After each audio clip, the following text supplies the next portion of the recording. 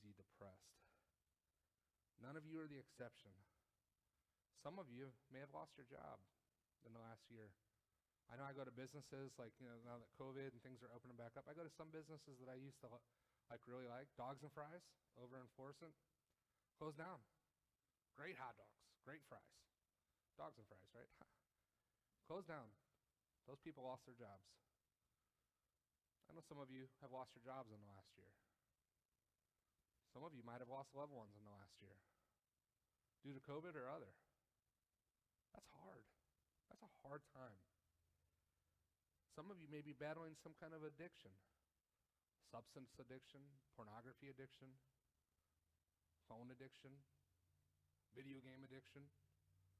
Some of you are battling that right now. As you sit here, you're like, that's me. Others are experiencing a deep hurt or a trauma. You feel like you're in Groundhog's Day. It's a movie where Bill Murray, every day he wakes up and he repeats the same day. He wakes up hoping that it's not the same day, but it's the same day over and over again. And in your deep hurts and your trauma, you wake up and you hope, man, I hope today is different. You get out of bed thinking, and then there's that pain. There's that trauma. There's that emotion, and you're reliving it again and again. I've been there. It sucks.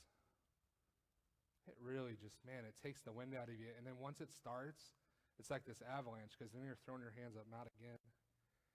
I don't want to have to relive this again. It's hard. Some of you are just battling a deep-seated emotion of anger, insecurity, fear, depression. And let me tell you this, whatever it is, whether it's something that I talked about or something that you dare not even mention out loud, just know this, that God brought you to a place where you can overcome. He brought you around a screwed up, trust me, this church has got a lot of screwed up people at it. But God's brought so many of us through. For me, he's ended a cycle of addiction and divorce and anger. I'm still working on the anger part, right? But God's broken cycles in my life, and I can look through and I can point and I can say God's broken cycles, and God brings healing, and God can help you overcome. That you are in the right place this morning to overcome, and not only just to face the things that are going on or maybe about to go on, but that God can help you to overcome. So this morning, we're going to look at King Jehoshaphat. He lived about 850 years before Jesus, and he had a problem that required some overcoming. So we're going to look at activating King Jehoshaphat's action plan, 7 steps. The first thing I must do, I must accurately assess my situation. I must accurately assess my situation. In 2 Chronicles 20, verses 1 and 2, later, the Moabites and the Ammonites, accompanied by the Meunites, joined forces to make war on Jehoshaphat. Jehoshaphat received this intelligence report. A huge force is on its way from beyond the Dead Sea to fight you. There's no time to waste. They're already at Hazazon. Tamar, the oasis of En-Gedi. Jehoshaphat was about to face not one army, not 2 armies, but 3 armies. Now, I'm a wrestler. I'm a fighter kind of by nature. One-on-one, I'm feeling pretty good with my odds. 2-on-1, okay, maybe. All right, I'm going to break something, right? 3-on-1, it's like Chris Tucker in the Shanghai when he's like, all right, which one of y'all just kicked me, right? That's how it feels. And he had 3 armies coming up, and it says he got this intelligence report. Now, can I be honest with y'all real quick? That when we're faced up against this panic and this thing, intelligence is not the first thing that usually comes with our plan. This spring break, we went to Florida, and we were on a natural spring, a lazy river. We had these inner tubes, right? They didn't have the bottoms in them, but we had inner tubes. Pretty safe, if you ask me. Well, one of our guys, I'm not going to name any names, slipped off of his inner tube. And this guy can't swim. All right? And the water was not super deep. It might have been 7 feet. We were pretty close to the edge. It couldn't have been that. Theo, was it that deep? It was not that deep. But when he slipped off, he went into survival mode. He panicked. I mean, he is like one arm over the tube, and he's just flailing and kicking. And Theo, my man Theo, is right there trying to help him. I thought he was going to knock out Theo. Like, in my head, I was like, I might have to hit this dude just to get him onto the log that I was standing. And I hope the thing doesn't go.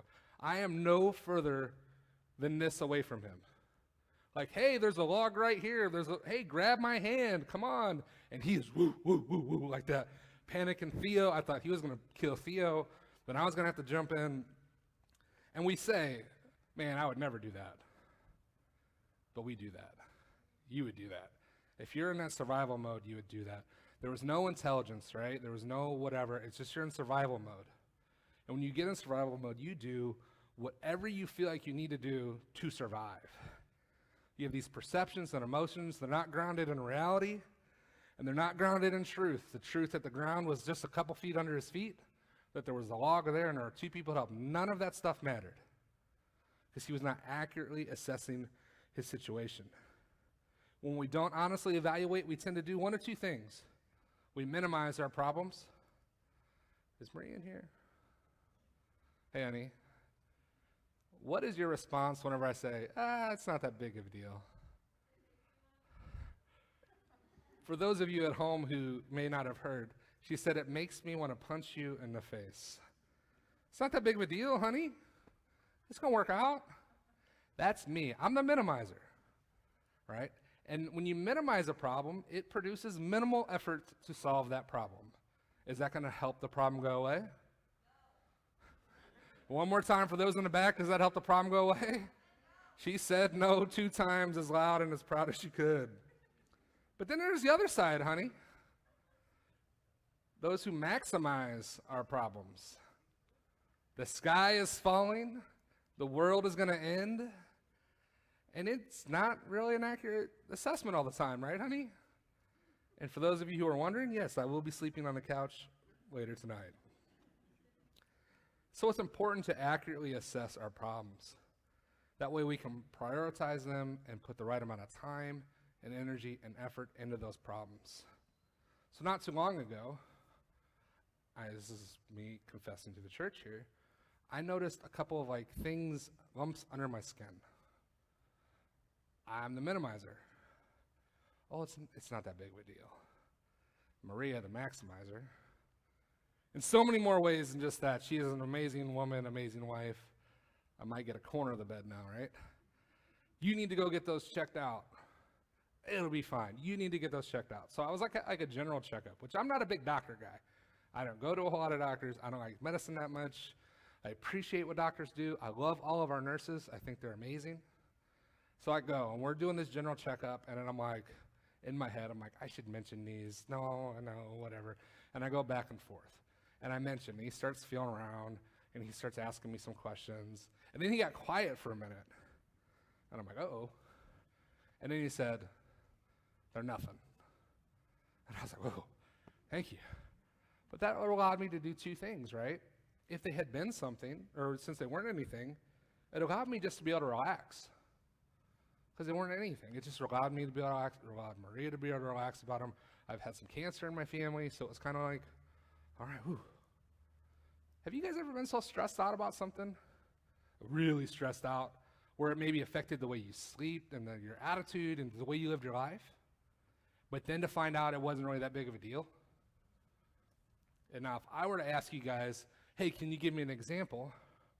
A lot of you would struggle to even come up with one. Do you know why? Because it wasn't that big of a deal in the first place. Right? I don't even remember what it was. I know there's something that happened with, but it wasn't that big of a deal. And once it was assessed and the truth was out, it allowed you to relax. But had those lumps been something, it would allow me to do the second thing, to get ready. To get ready for what was coming. Whether it be just they take the lump out, or even chemo or whatever it would have been, had I had something. It allowed me to get ready for that. It would have prepared me. And the same thing, either way, whether it allows you to relax or to get ready, it brings up blessing because you can deal with it in the right way and you know what it is. So Jehoshaphat, he gets back that report. There's 3 armies coming. It allows him to get ready. It's not the future. It wasn't a rumor. These armies were getting ready, and they were coming after him and his kingdom. And I don't know if you know what happens to kings in Old Testament battles. They get killed. The people get killed or enslaved. So this was a big deal. And to knowing and assessing where he was at and assessing the situation, it allowed them to get ready. He could have done what we kind of typically do, refused to acknowledge what was going on. I read a quote one time, is when your head is firmly in the sand, another part of your anatomy is fully exposed. Right? Head down, your butt's exposed. I don't want that. You all don't want that. You don't want that for me or you. It means you're vulnerable. There's no defense when your head is in the sand. So you need to start honestly assessing where you are. Where are you at in life? Like just right now, where are you at? How are you as a believer? Do you know God? Do you not know God? 16 years ago, I walked on a friend trying to commit suicide. And it made me look at my life and where I was at. I started asking questions. Is God real? Like, where am I headed? And things like that. And I realized I wasn't where I wanted to be. I wasn't heading where I wanted to head. I was an alcoholic. I was a womanizer. I was a jerk. And I had no purpose in my life. I assessed where I was at, and then God sent help. Some of you are in that same boat. Like I said, you're here for a reason. God brought you here today to get you some help. So where are you at in life? Where are you as a believer? A husband, a spouse, a wife, a brother, a sister, a son, or a daughter, a friend? Where are you at in your ministry? How are you living your life? You need to assess where you're at. Number 2, I need to humbly admit how it makes me feel. I need to humbly admit how it makes me feel. Jehoshaphat, like I said, is a king. And there's a thing about kings, they need to project strength, not weakness. Any leaders, really. You know, back in like World War II times and the Depression, FDR, the author of the New Deal, he led us through World War II. He had polio, and he was in a wheelchair. And the media was so like pro-America back then that they wouldn't even take pictures of him while he was in his wheelchair because they wanted the United States in a time of trouble and battle to project strength. The presidents since then, right, don't always do a good job of that. The best leaders are the ones that when I look at, I was like, you are strong even in the face of adversity. I judge a lot of our presidents, judge in like the non-heavenly terms, based on what they do when it's up in their face. George W. Bush, I was a senior in high school. I remember right where I was when 9/11 happened.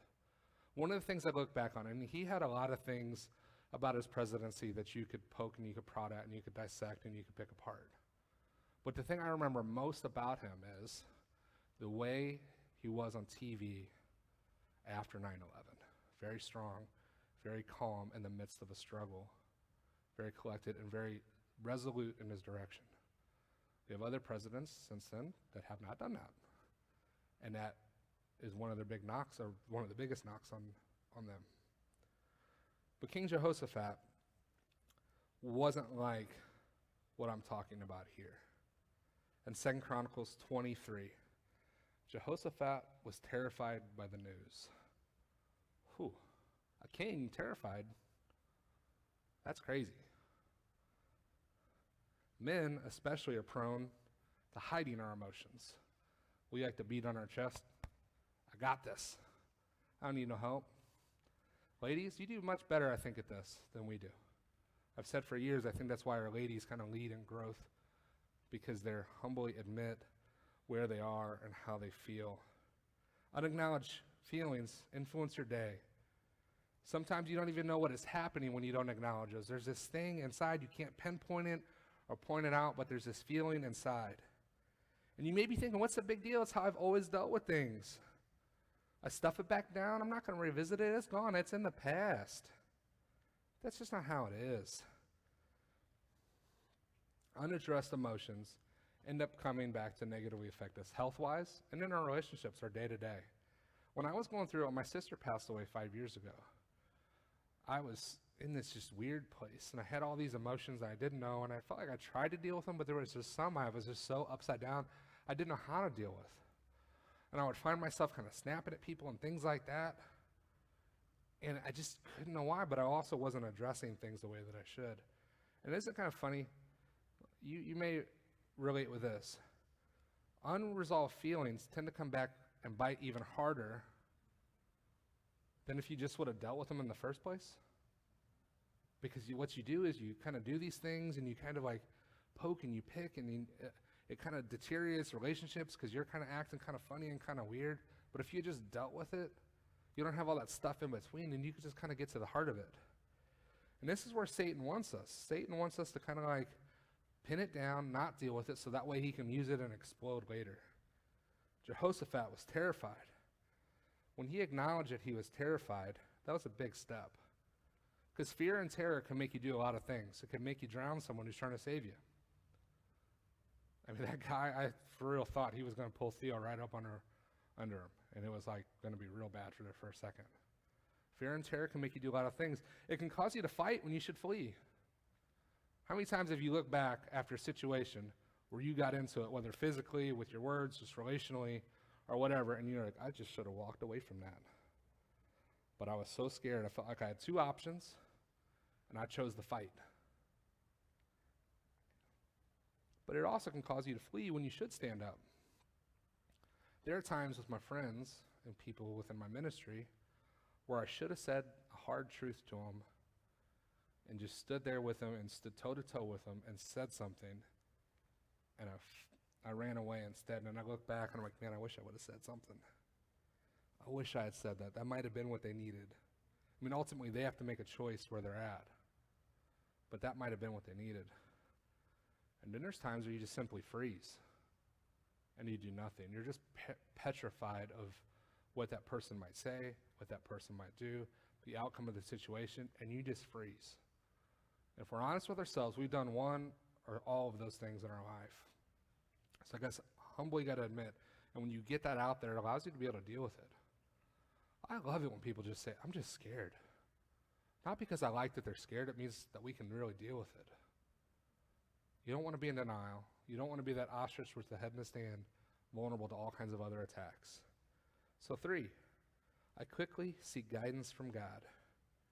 I quickly seek guidance from God. I don't know about you, it's a whole lot easier for me to go to guidance to a person rather than God.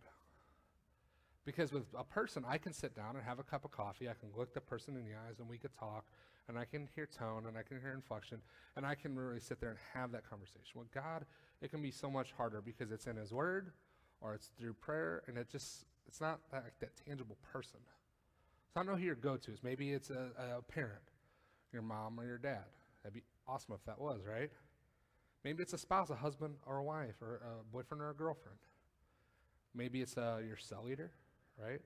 A youth leader. It could be good. Maybe it's your bestie, or maybe a little team of besties. I don't have a whole lot of like physical family here, so outside of my wife, I've got like my team of besties, right? That some think a whole lot like me, and some think a lot differently than me, and they challenge me, and that's a good thing. Maybe it's a life coach. Okay, and here's what I mean. Do you know it's really easy to find or even become a life coach? It's true. All you have to do, you get online, open up your phone or a tablet or a laptop, go to the library if you don't have that. You get online and you type in www.facebook.com and you make an account. And you can get on, and you don't even have to find clients. They come to you. Or you don't have to look for a life coach because they come to you. And you can put on, what do I do here? Or you can put on an inspirational quote or a quip or something that challenges. I can see that. And everything's good till it's not on the world of social media. Right? You can post all kinds of fun stuff. And then it's not, because on social media, you can't see tone, you can't see inflection. And I can tell you this, and I've been sucked into this. I think I've grown in this a lot. I hope. And you guys can text me. Don't call me out right now, but if I haven't grown in this, let me know, because I'm trying. I've seen a lot of times where people who claim to be believers, they get on there and they just let it air out. And there's very little thought of what God would say, how should we react, what we should say, or how we should guide or life coach people. I want to challenge myself, because everything I say in these sermons, I'm challenging myself and trying to encourage myself in that. More so, I think, even than all you all. I'm not trying to be selfish in that. I want you to let you know these words aren't just for you, they're also for me. But we get on there, very little mention of God, very little mention of how we should live or how we should respond. And it's just these like inspirational things, like I said, quotes or quips or things like that. And there's no pointing people back to Jesus. Because when you look at guidance from God, whether it be personally in your own life or in his word, God always points people and builds bridges back to him and a relationship with him. And so I want to challenge us that it's not just getting help from God, we're getting guidance from God. So whether it be a spouse, a husband, a bestie, a life coach on social media, they may give you their best. But can I be honest with you? Their best is not the best.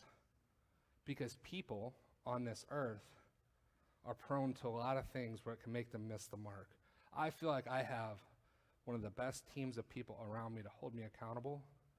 But let me tell you this, they're not immune to personal life experience that maybe contradicts God's word, that challenges them, daily struggles with their own mood, situations, unfavorable circumstances, pain, abuse, grief, sin, lack of wisdom.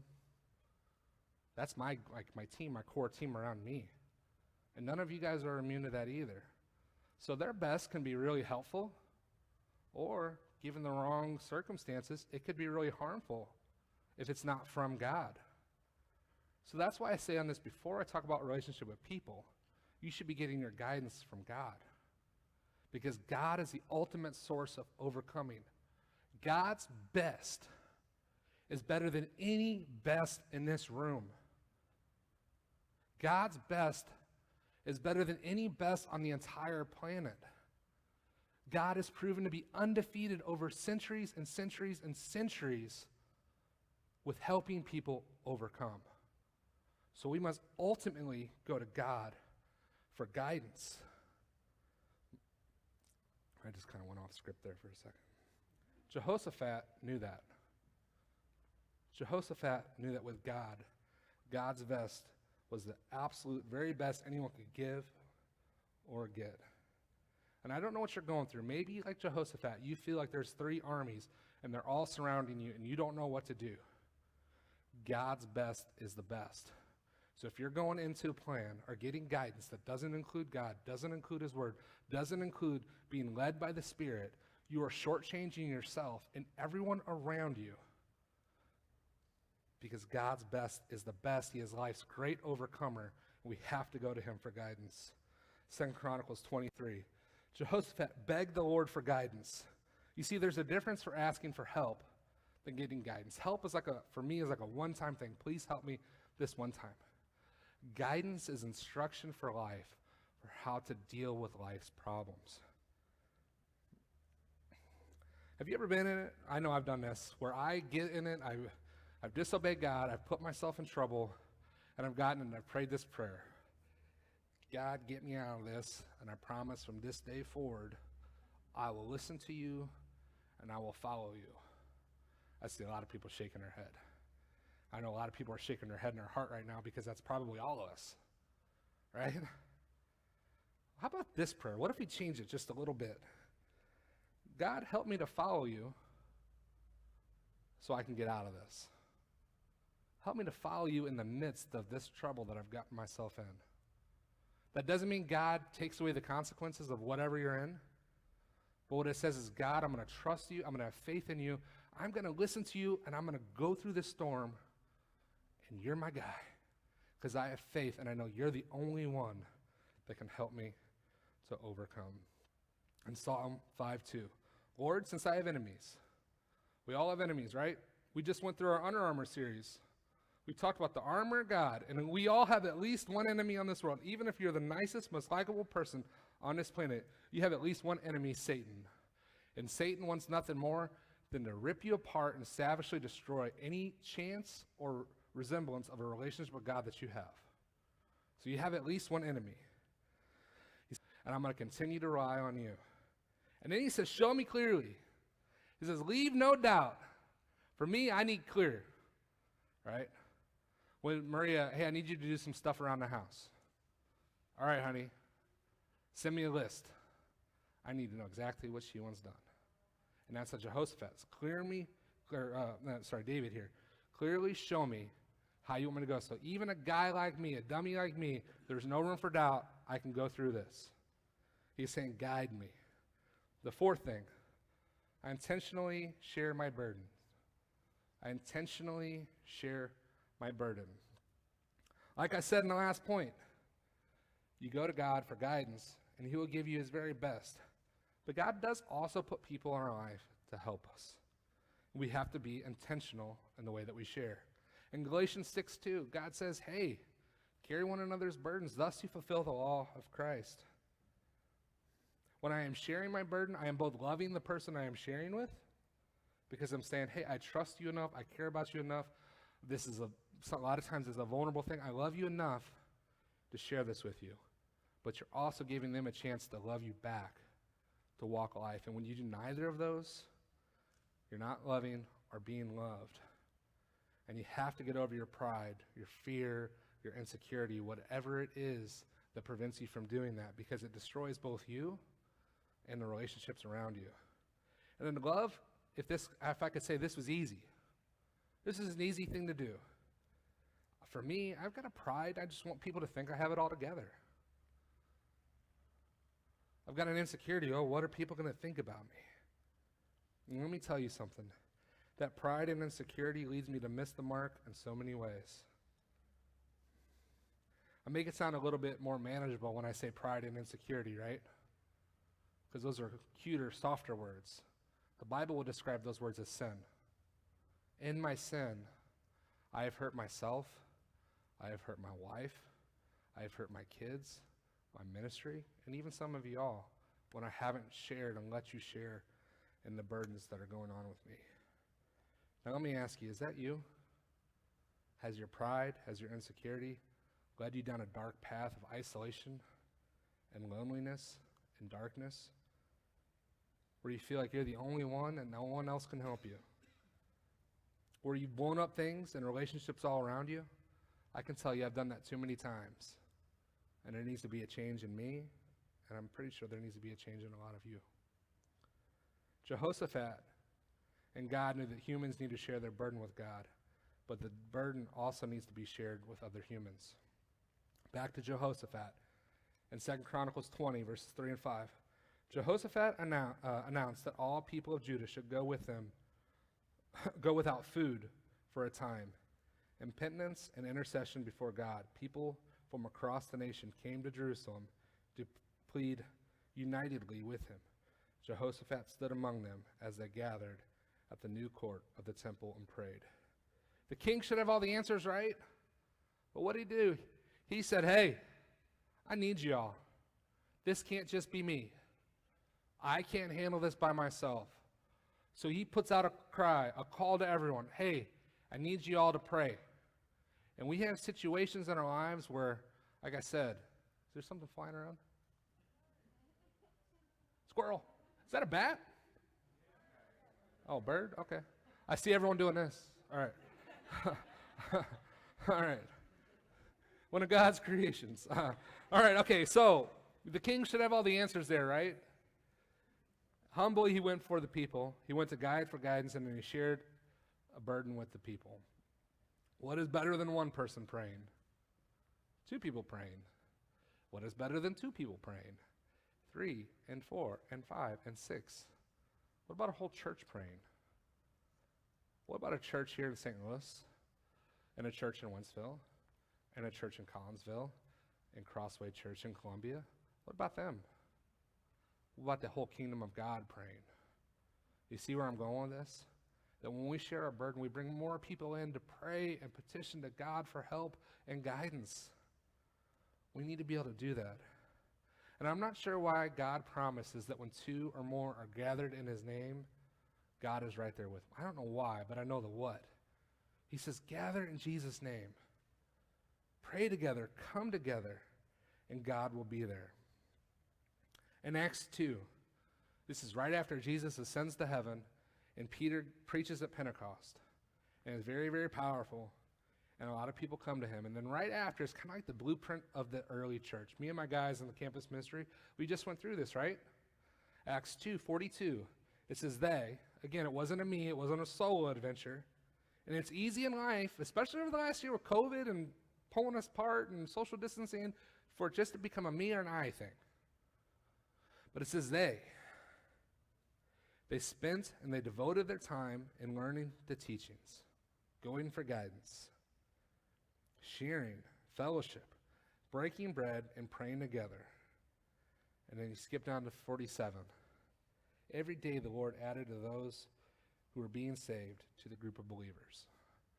Right before, in Acts 2, there was anywhere from like 120-ish followers to maybe 500 at the most. Like at the absolute most from historians and things like that. So you had the 12, and then you had like the group of followers, maybe up to 500. All right, and it says they went to thousands. And if we had every day, the Lord added to their numbers from this point, every day we had a baptism. 365. Our church would go up 300%. With 2 services, we'd have to split services. We'd have all kinds of things. Wouldn't that be amazing? And we all, hoorah, we all want that. But we aren't always willing to do the Acts 2:42 part to get the Acts 2:47 part. We need to look at that. They were all together. They were devoted. They were sharing life together. And God added to their numbers daily. And I must be intentional, not just that I share with someone, but who I share with. This verse is not in your notes. Proverbs 25:19. Like a broken tooth or a lame foot is reliance on the unfaithful in a time of trouble. Has anyone ever had a broken tooth? See some people doing that. I get upset when I get like a popcorn kernel stuck in my tooth. It's annoying. It kind of hurts sometimes. I could imagine like a full-out broken tooth. Or anyone ever just sprained their ankle? Twisted a little bit? Kind of stepped down wrong? That hurts too. Now, let me ask you this. Why would you want to walk around hobbled in life because you went to the wrong people for help? I don't go to my friends at the bar to talk about how to overcome my drinking. I don't go to my friends who I look at and their marriages are without God and are really just separate. I don't go to them for marriage counseling. I look at someone's life and I say, you know what? I can look and I can see an outcome of their life. I can see that they're centered on God's word. They're not perfect, but they're trying.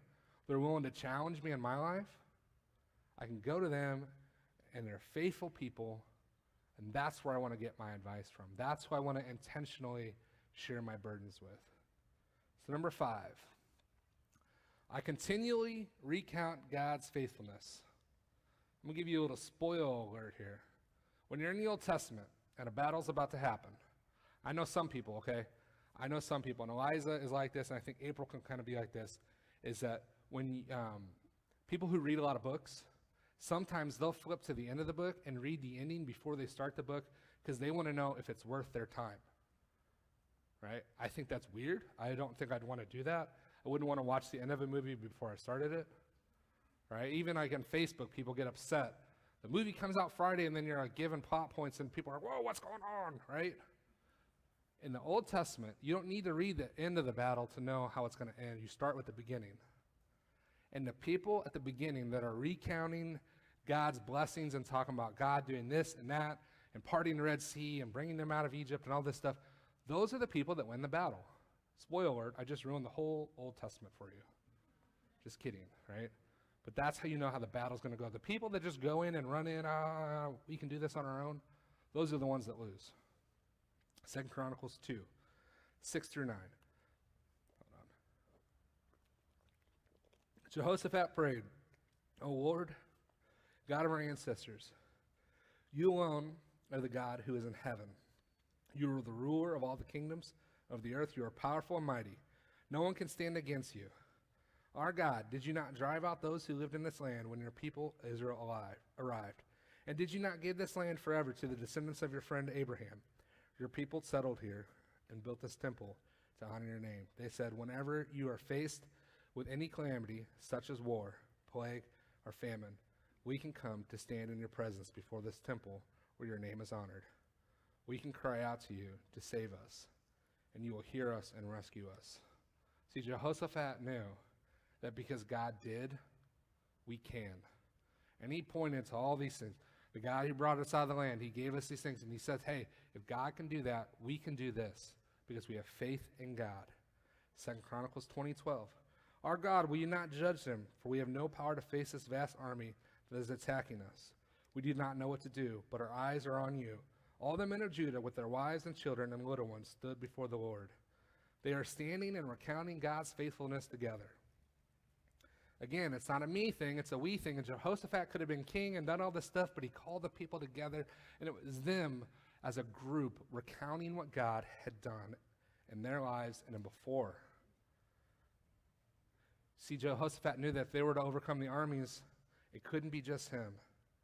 And over the past year individually, many of you have looked in the face of defeat and you've trembled. And you've forgotten what God has done in your life and the lives of so many people around you.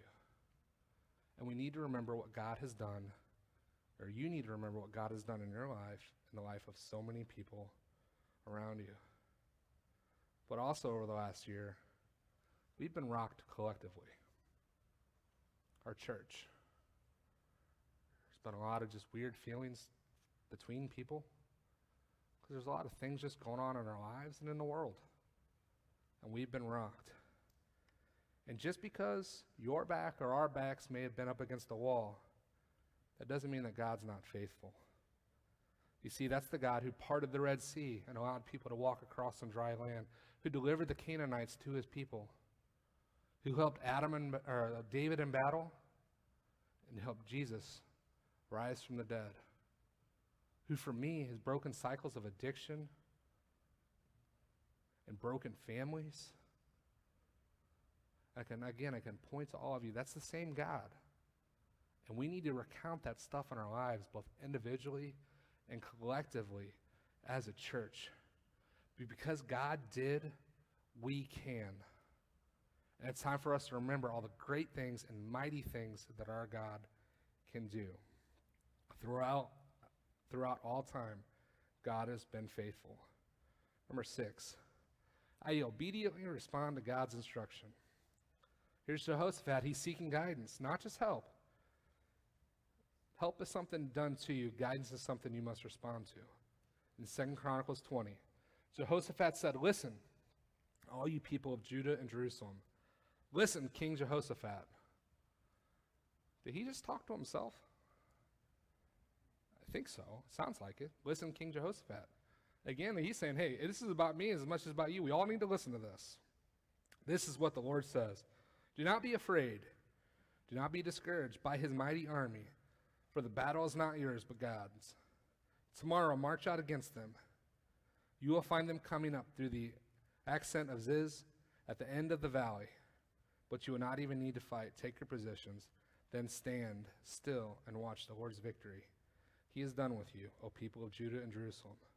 Do not be afraid or discouraged. Go out against them tomorrow, for the Lord is with you. Okay, so the first part's pretty easy, all right? Hey, God's got the battle. Don't be afraid. And then it says go out and march, take your positions. All that stuff's pretty standard for battle, right? Then he says stand still, don't do anything. What'd you say? Well, we got swords and we got stuff. Why we're not supposed to use this stuff? The first part is easy because we understand that. How do you do when you don't understand it? How do you do in your life when you just don't understand God's command? Do you do the but clause? But God, this has happened so many times before. But God, this really hurts. And I'm not trying to trivialize the things that you're going through. But I need you all to understand, I need me to understand, that just because something happens or doesn't make sense doesn't take away the fact that God commands it. It doesn't take away the fact that God commands it. And we need to do it whether it's easy or whether it's hard. Because without obedience to God, God doesn't bring victory. God does not work in that situation. Faith is not believing in God. It is believing God. In James, it says even the demons believe and they tremble. They believe that there is a God. They know that God is God. But faith is believing God so much that even when it's hard, you do it. You don't try to justify. You don't try to negotiate. Yes, sir, soldier in the army, you do what God says. That means daily dying to yourself. It means looking at situations and say, I don't understand. God, I know in a battle, I know in a war, I'm supposed to take my sword and I'm supposed to fight. But whoa, you said stay still? You said just watch, you've got this?